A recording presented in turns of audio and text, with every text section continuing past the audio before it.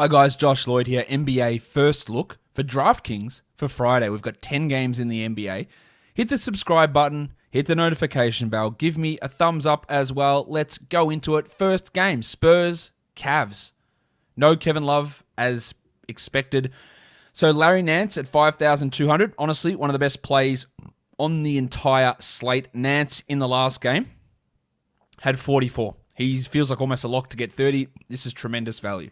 I also like Derek White. It should be stunned to know. 5,500 for Whitey. Struggled last game against the Bulls, but then dropped 34 overall in the second half. Had a 41-point game. Now, he is volatile with this production, but I do think that he can be real value at that salary, especially in this matchup. Garland's at 6,100. Like, last performance from him was great.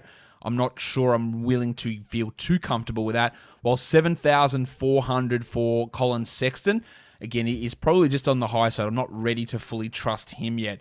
DeJounte at 7,300 is too high in my mind, while guys like Jakob Poeltl at 6,100 is absolutely something I'm interested in. I am not interested in Jarrett Allen at his 7,400 salary. His recent games have not been particularly good. A couple of 20s in there, but at 7,400, like, we need 35s, we need 40s, and he is nowhere near that at this point.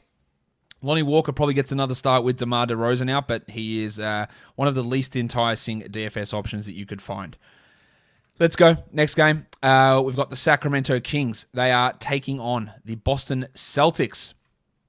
In this game in Boston, the Celtics are 7-point favorites. The total's 235. Of course, Marvin Bagley is out for Sacramento. Kemba Walker will return for Boston. He sat out the last game, but Tristan Thompson, he will remain out in the COVID protocols. Marcus Smart's at 5,300. Really good game from Smart last time as the starting point guard. He will either move back to the bench or he will remain in the starting lineup as a two guard. I don't think they'll move him back to the bench, but that is still up in the air. Hasn't really had a huge game. Like 30 points as the starter was okay. 28 points a couple of games ago in 21 minutes is obviously really good. I like the fact that his salary has come down this much to 5,300, and that puts him in play in my mind because of that decreased salary. Jason Tatum's at 8,900. I do like that for Tatum. I like what he's been able to do. While Jaylen Brown at 8,000. Also, back in business, shooting the ball well, playing good defense, racking up assists against the Kings. No problem with using Jaylen Brown given that current level of form. Rob Williams dominated last time, absolutely dominated, and there's no Tristan Thompson again, but his salary is all the way up at 5,800. Now, if he gets 48 points, you don't care that it costs 5,800, but if it's 29, you sort of do. But also, look at the last three games, like, that's your floor value is 30 points. I would be okay with using Rob Williams. I wouldn't say that he's a lock, I wouldn't say he's a guarantee, but I would be okay with him. Rashawn Holmes, I think it's good that he is at 7,100. I would have liked his salary to go down and not go up, which is unfortunately what it did. So I think we might fade off, but the matchup there is a positive one for Holmesy. Not that sure on Harrison Barnes at 6,500, but De'Aaron Fox at 9,100. He's just a 40-point guy every night, like almost 45-point guy every night at this point, averaging, in fact, 53 over the last 5 contests, which is elite. Indiana, Miami. Actually, not that. Back to this game. Not that interested in Tyrese Halliburton or Buddy Hield in this one. Indiana, Miami. Trevor Ariza won't play for Miami. Won't make his Miami debut in this game. Avery Bradley, Andre Iguodala questionable, while Jeremy Lamb and Jakar Sampson are questionable for Indiana. The Heat are 4.5-point favorites here at home, and the total is a very miserly 215.5. Bam Adebayo's at 8,200. I think it might be marginally too high for Bam. I don't hate it, but it might be a little high. I do like Karis LeVert at 6,900.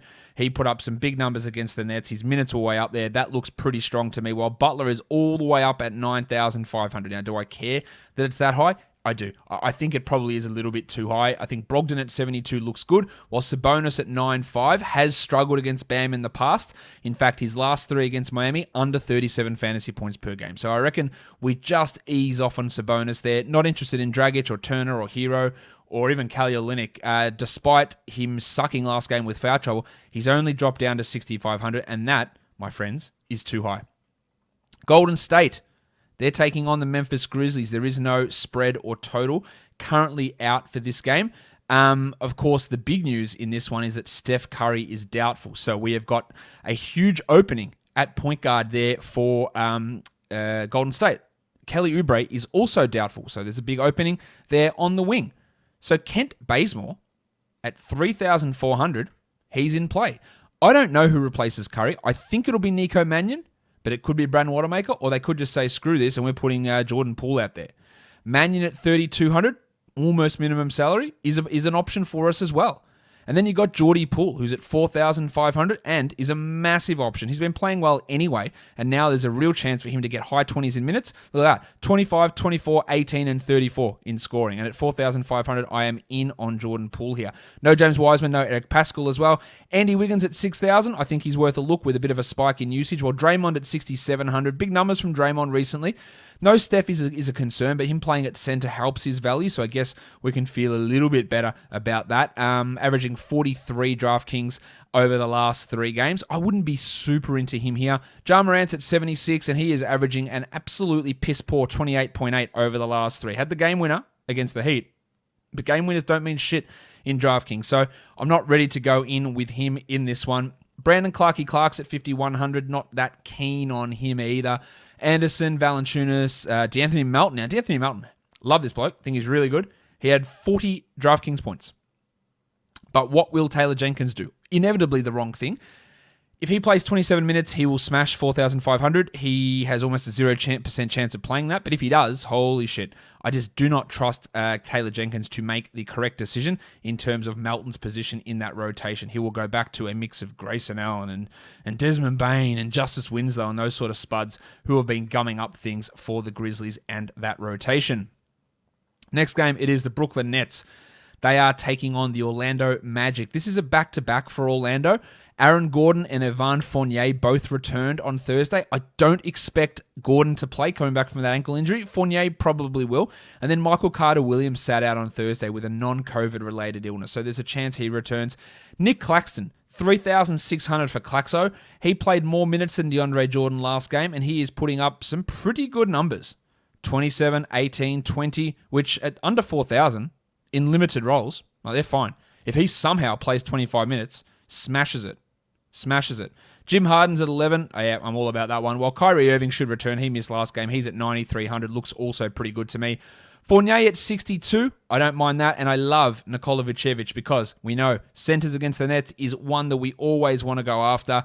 Chasen Randall at 3,400. Well, he was a little bit disappointing. Well, by a little bit, I mean horribly disappointing today. He's just not very good, but they don't have any other point guards. Still, I wouldn't feel super comfortable about getting him at high exposure, but if he is the starting point guard and Carter Williams is out, then maybe we can have a crack. But again, I'm not feeling super or supremely confident in that one.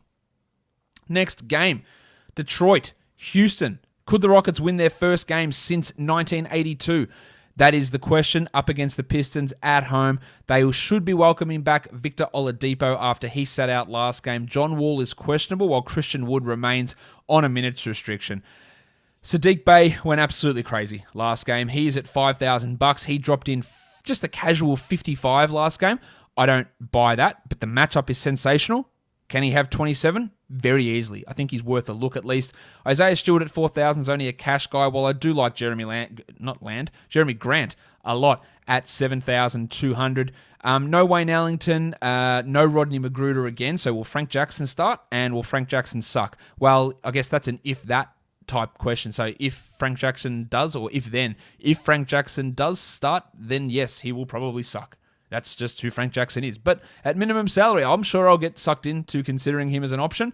And then he'll probably go out there and do what he did last game, which is a whole heap of nothing. 11 fantasy points there. Obviously, that is not what we want out of a starting player.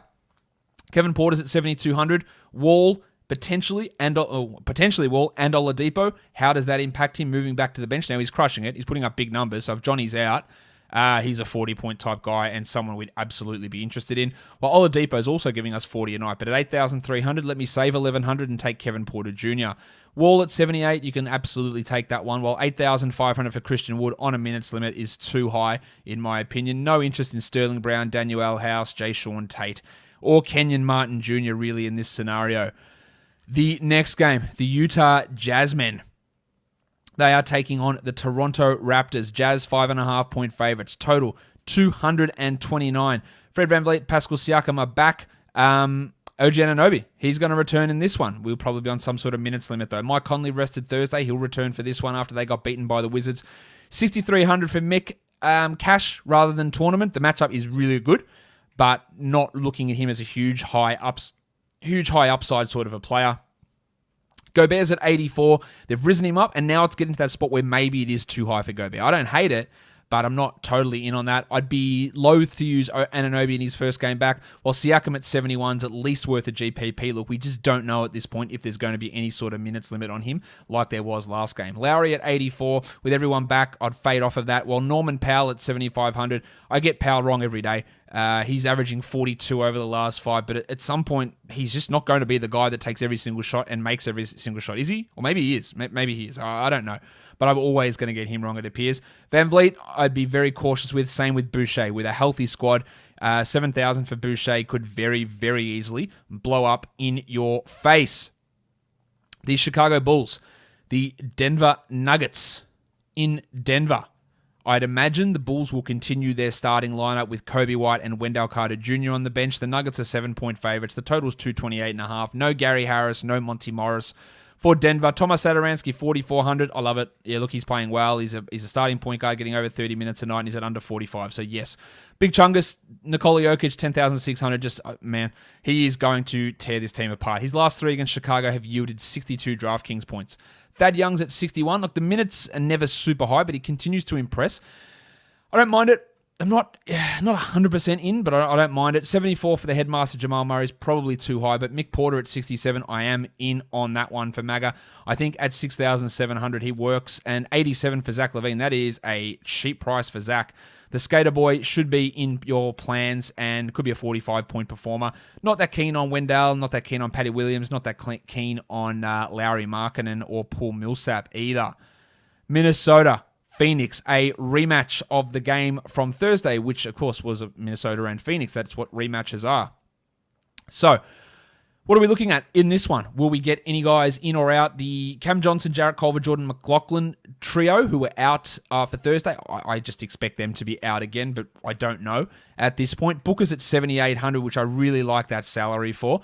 I like Chris Paul quite a bit at 7,500. The blowout risk is something to pay attention to, though.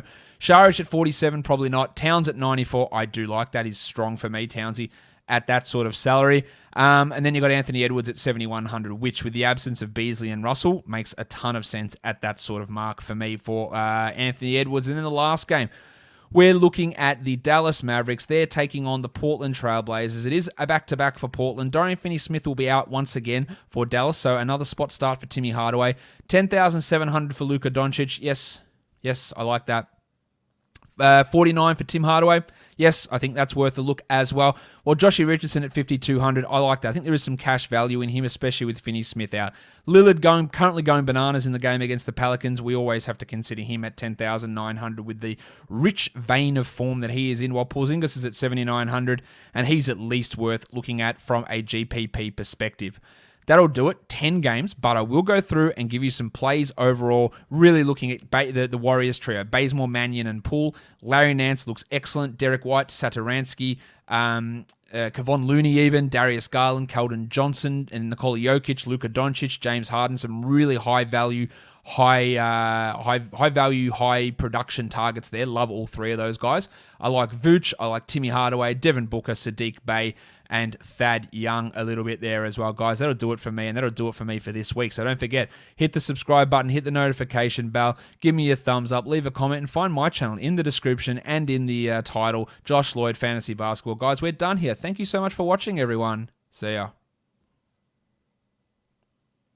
His numbers as we move forward. Let's look at some...